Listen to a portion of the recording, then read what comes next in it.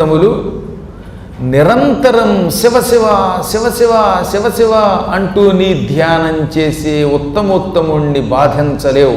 అంటే కష్టాలు వస్తాయి, ఆ కష్టాలు ఎక్కువ కాలం ఉండవు. శివ నీ పాదాలు పట్టుకున్నాను, నువ్వే దిక్కు అని గట్టిగా నిన్ను పట్టుకున్నవాడికి ఈ గ్రహదోషాలు, ఈ అపశకునాలు, ఈ జాతక దోషాలు, ఈ బాధలు ఏం చేయగలుగుతాయి? ఏమీ చేయలేవు.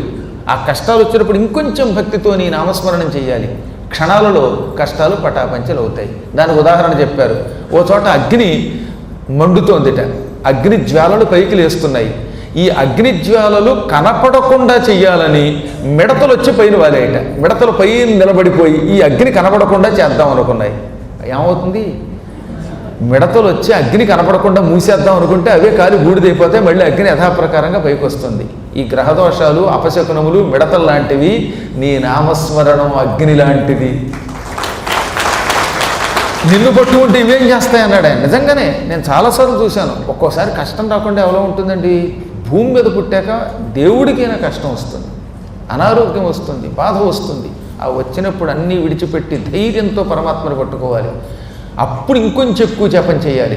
నిమిషాల్లో పోతాయి అవన్నీ. ఎటువంటి కష్టాలు వచ్చాయి మీకు ఏం తెలియదు. ఇక్కడ కూర్చున్నారు, ఏదో గురువుగారు కీర్తి వచ్చేస్తుంది, ప్రపంచం అంతా తిరుగుతున్నారు, అమెరికా తిరుగుతున్నారు, ఆస్ట్రేలియా తిరుగుతున్నారు అనుకుంటారు. కానీ ఈ అమెరికాలు ఆస్ట్రేలియాలు తిరగడానికి మధ్యలో మేము పడిన కష్టాలు మీకు తెలియవు. ప్రాణాపాయ స్థితులు ఎన్నో చూసాం. హిమాలయ పర్వతాల్లో 3 సార్లు చచ్చి బతికిన వాడిని.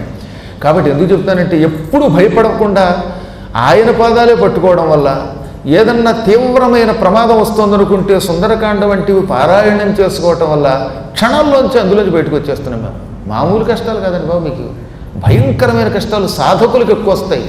మీకంటే పెద్దవాళ్ళకి ఇంకొంచెం సాధకులకి, ఈ సాధకుల కంటే పై సాధకులకి వస్తాయి. శంకరాచార్యుని చంపాలనుకోలే, శంకరాచార్యుడు కాపాలి కూడా చంపేద్దాం అనుకున్నాడా లేదా? అప్పుడు ఆయన శిష్యుడు నరసింహస్వామి స్తోత్రం చదివి వెళ్ళి గురువుని కాపాడుకున్నాడు.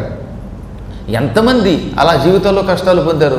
రాముడు కష్టాలు పొందాడు, ధర్మరాజు కష్టాలు పొందాడు. ధర్మరాజు ఏడ్చాడు.